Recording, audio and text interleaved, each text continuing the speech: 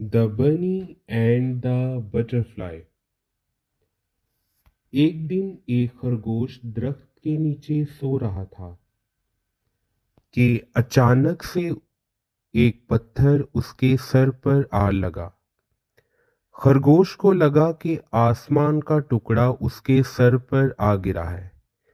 खरगोश भाग खड़ा हुआ और भागते भागते चिल्लाने लगा, आसमान गिरने लगा है, आसमान गिरने लगा है।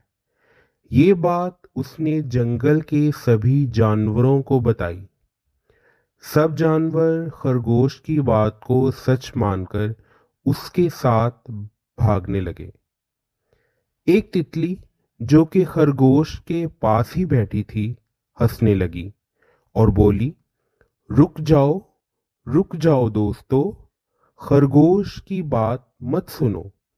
वो सिर्फ पत्थर का एक टुकड़ा था जो कि उसके सर पे आ लगा था। The moral of the story is, किसी दूसरे की बात पर भरोसा ना करो जब तक कि खुद ना देख लो।